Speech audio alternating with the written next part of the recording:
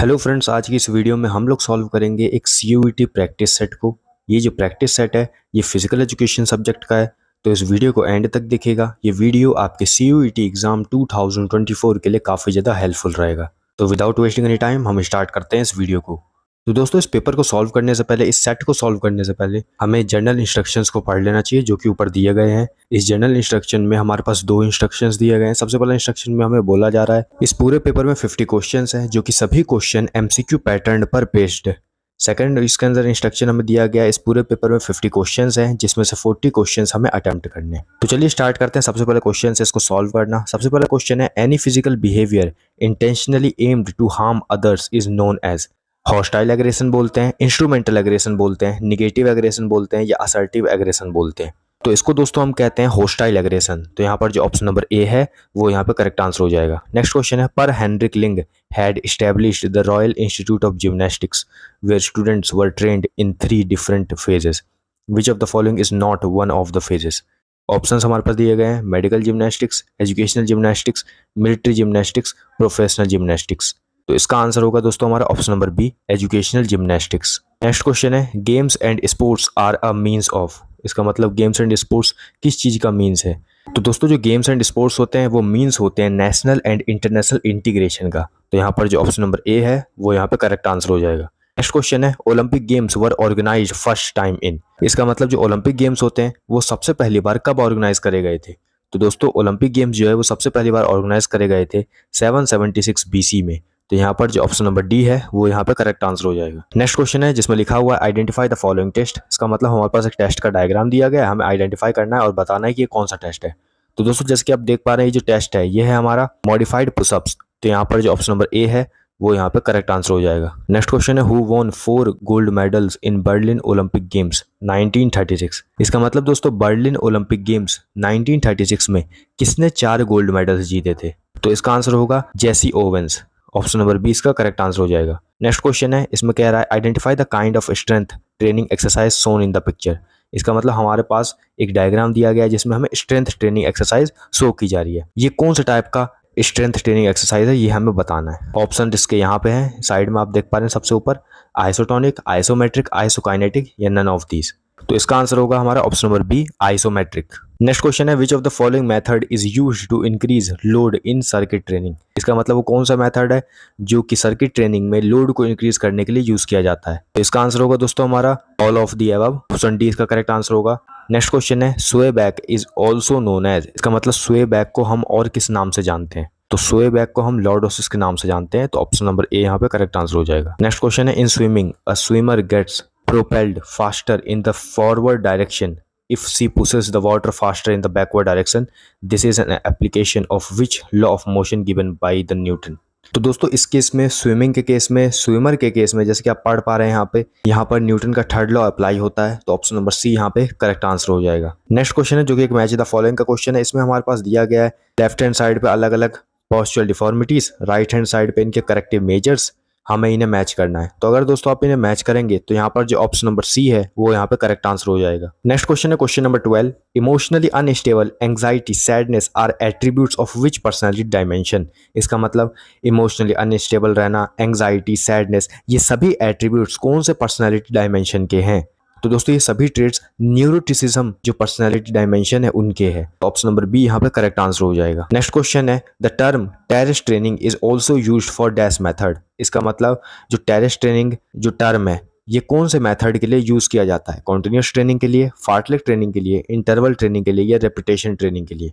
तो दोस्तों ये जो वर्ड है ये यूज किया जाता है इंटरवल ट्रेनिंग के लिए। तो यहाँ पर जो ऑप्शन नंबर सी है वो यहाँ पे करेक्ट आंसर हो जाएगा। नेक्स्ट क्वेश्चन है, what is the advantage of cooling down. इसका मतलब कूलिंग डाउन का क्या एडवांटेज होता है। ऑप्शंस में हमारे पास अलग अलग तरीके के एडवांटेज दिए गए हैं। इसमें से जो ऑप्शन नंबर डी है वो यहाँ पे करेक्ट आंसर हो जाएगा, proper supply of blood and oxygen to muscles. Next question है, when is limbering down exercise done. इसका मतलब जो लिम्बरिंग डाउन एक्सरसाइज होती है वो कब की जाती है, before the game, after the game, during the game, both A and B. तो दोस्तों जो एक्सरसाइज है की जाती है आफ्टर द गेम। तो यहाँ पर जो ऑप्शन नंबर बी है वो यहाँ पे करेक्ट आंसर हो जाएगा। नेक्स्ट क्वेश्चन है, which one of the following is a teaching opportunities in the field of physical education at different levels. इसका मतलब फिजिकल एजुकेशन के फील्ड में अलग अलग लेवल्स पर ऑप्शंस में दिए गए में से कौन सा ऑप्शन टीचिंग अपॉर्चुनिटी बताता है। तो यहाँ पर जो ऑप्शन नंबर डी है वो यहाँ पे करेक्ट आंसर हो जाएगा। एलिमेंट्री स्कूल भी होता है, मिडिल स्कूल भी होता है, कॉलेज एंड यूनिवर्सिटी लेवल भी होता है। तो ऑप्शन डी यहाँ पे करेक्ट आंसर हो जाएगा। नेक्स्ट क्वेश्चन है, कंसीडर द फॉलोइंग टूर्नामेंट्स। हमारे पास दिया गया single league, knockout cum knockout, league cum knockout, ladder. Out of these the types of combination tournament are. इनमें से कौन से टूर्नामेंट्स जो है वो कॉम्बिनेशन टूर्नामेंट्स के टाइप है। तो दोस्तों knockout cum knockout, league cum knockout, ये दोनों कॉम्बिनेशन टूर्नामेंट के टाइप्स है। तो यहाँ पर जो ऑप्शन नंबर सी है वो यहाँ पे करेक्ट आंसर हो जाएगा, both second and third. Next question है, बायोमैकेनिक्स हेल्प्स इन डैश। इसका मतलब बायोमैकेनिक्स किस चीज में हेल्प करता है। तो दोस्तों बायोमैकेनिक्स जो है वो हेल्प करता है discovering innovative and better techniques, improving performance of athletes, preventing sports injuries, इन सभी चीजों में। तो ऑप्शन नंबर डी यहाँ पे करेक्ट आंसर हो जाएगा। नेक्स्ट क्वेश्चन है, your grand mother feels that she has reduced her upper body flexibility and therefore she wanted to test herself. Which test would you suggest her? इसका मतलब आपकी जो grand mother है, आपकी जो दादी है, वो दोस्तों फील कर रही हैं कि उनकी जो अपर बॉडी फ्लेक्सिबिलिटी है वो काफ़ी ज़्यादा कम हो गई है, रिड्यूस हो गई है। तो दोस्तों उनकी अपर बॉडी फ्लेक्सिबिलिटी को इंक्रीज करने के लिए आप उनको कौन सा टेस्ट सजेस्ट करोगे। हमारे पास ऑप्शंस में अलग अलग तरीके के टेस्ट दिए गए हैं जैसे कि आप देख पा रहे हैं। तो इसका जो करेक्ट आंसर होगा वो होगा हमारा option number B, back scratch test. Next question है, SAI स्टैंड्स फॉर। इसका मतलब SAI का फुल फॉर्म क्या होता है। तो दोस्तों SAI का फुल फॉर्म होता है स्पोर्ट्स अथॉरिटी ऑफ इंडिया। तो यहाँ पर जो ऑप्शन नंबर बी है वो यहाँ पे करेक्ट आंसर हो जाएगा। नेक्स्ट क्वेश्चन है, what does full form of LNCPE stand for. इसका मतलब LNCPE का क्या फुल फॉर्म होता है। तो दोस्तों ये तो काफ़ी ज़्यादा सिंपल है। LNCPE का फुल फॉर्म होता है Lakshmibai national college of physical education. तो यहाँ पर जो ऑप्शन नंबर ए है वो यहाँ पे करेक्ट आंसर हो जाएगा। नेक्स्ट क्वेश्चन है, international Olympic committee organises Olympics in every dash years. इसका मतलब जो इंटरनेशनल ओलंपिक कमेटी है जिसको हम शॉर्ट में IOC कहते हैं, वो ओलंपिक्स को कितने साल बाद कंडक्ट कराती है। तो इसका करेक्ट आंसर होगा हमारा ऑप्शन नंबर ए, 4। हर 4 साल बाद वो ओलंपिक गेम्स को कंडक्ट कराती है। नेक्स्ट क्वेश्चन है, question number 23, what is the height of the box used by boys in Harvard step test. इसका मतलब हार्वर्ड स्टेप टेस्ट में बॉयज के लिए बॉक्स की हाइट कितनी होती है ये हमें बताना है। तो इसका जो करेक्ट आंसर होगा वो होगा हमारा option number B, 20 inches. Next question है, Lakshmibai national university of physical education LNUPE is located at. इसका मतलब Lakshmibai national university of physical education कहाँ पे लोकेटेड है। तो दोस्तों ये लोकेटेड है ग्वालियर में। तो यहाँ पर जो ऑप्शन नंबर बी है वो यहाँ पे करेक्ट आंसर हो जाएगा। क्वेश्चन है, a person having both traits of introvert and extrovert is known as. इसका मतलब कोई भी ऐसा पर्सन जिसमें दोनों ट्रेट्स हैं, इंट्रोवर्ट भी है वो एक्सट्रोवर्ट भी है, तो उसे हम क्या कहते हैं। तो उसको हम बोलते हैं एम्बीवर्ट। तो यहाँ पर जो ऑप्शन नंबर सी है वो यहाँ पे करेक्ट आंसर हो जाएगा। नेक्स्ट क्वेश्चन है, when the angle between the two bones decreases it is termed as. इसका मतलब दो बोन्स के बीच में जो एंगल है वो डिक्रीज होता है तो उसको हम क्या बोलते हैं। तो उसको हम बोलते हैं फ्लेक्शन। यहाँ पर जो ऑप्शन नंबर ए है वो यहाँ पे करेक्ट आंसर हो जाएगा। नेक्स्ट क्वेश्चन है, when and where was Netaji Subhas national institute of sports founded. इसका मतलब कहाँ पर और कब Netaji Subhas national institute of sports found हुआ था। तो इसका करेक्ट आंसर होगा हमारा ऑप्शन नंबर डी, पटियाला 1961 में। नेक्स्ट क्वेश्चन है, क्वेश्चन नंबर 28। यहाँ पर सबसे पहले तो हमारे पास एक डायग्राम दिया गया है, उसको नीचे दिया हुआ है, identify the test for which this pattern is followed. इसका मतलब ये जो हमारे पास ऊपर पैटर्न दिया गया है, ये जो टेस्ट दिया गया है, ये कौन सा टेस्ट है ये हमसे पूछ रहा है। तो दोस्तों ये जो टेस्ट है ये हमारा 6 मिनट वॉक टेस्ट। तो यहाँ पर जो ऑप्शन नंबर डी है वो यहाँ पे करेक्ट आंसर हो जाएगा। नेक्स्ट क्वेश्चन है, question number 29, the total number of matches in knockout tournament of 34 teams are. इसका मतलब अगर 34 टीम्स 34 टीम्स पार्टिसिपेट कर रही है नॉकआउट टूर्नामेंट में तो टोटल नंबर ऑफ मैचेस कितने होंगे। तो दोस्तों टोटल नंबर ऑफ मैचेस को निकालने का फॉर्मूला होता है n-1। n हमारे पास दिया हुआ है 34, -1 कर देंगे तो कितना आ जाएगा 33। तो टोटल नंबर ऑफ मैचेस कितने हो जाएंगे 33। तो ऑप्शन नंबर सी यहाँ पे करेक्ट आंसर हो जाएगा। नेक्स्ट क्वेश्चन है, the term intramural is derived from the Latin word. इसका मतलब तो दोस्तों जो टर्म है इंट्राम्यूरल वो कौन से लैटिन वर्ड से डिराइव होता है। तो उसका करेक्ट आंसर होगा इंट्रा एंड म्यूरलिस। तो ऑप्शन नंबर बी यहाँ पे करेक्ट आंसर हो जाएगा। नेक्स्ट क्वेश्चन है, क्वेश्चन नंबर 31। इसमें सबसे पहला पॉइंट दिया गया है, the team in upper half would be n-1/2। Second दिया गया है, the teams in lower half would be n+1/2। With reference to the above फॉर्मूले which is the correct formula for single knockout tournament for odd number of teams. तो दोस्तों अगर आप इन दोनों formula को अच्छे से देखेंगे तो आप देख पाएंगे कि इनमें से कोई भी फार्मूला बिल्कुल गलत है, कोई भी फार्मूला इसमें से ठीक नहीं है। क्योंकि अगर आपको number of teams in the upper half निकालना होता है इसका फॉर्मूला होता है n+1/2। अगर आपको number of teams in the lower half निकालना होता है इसका फॉर्मूला होता है n-1/2। लेकिन यहाँ पर उल्टा लिखा हुआ है तो इसीलिए यहाँ पर जो ऑप्शन नंबर डी है वो यहाँ पे करेक्ट आंसर हो जाएगा, नन ऑफ दीज।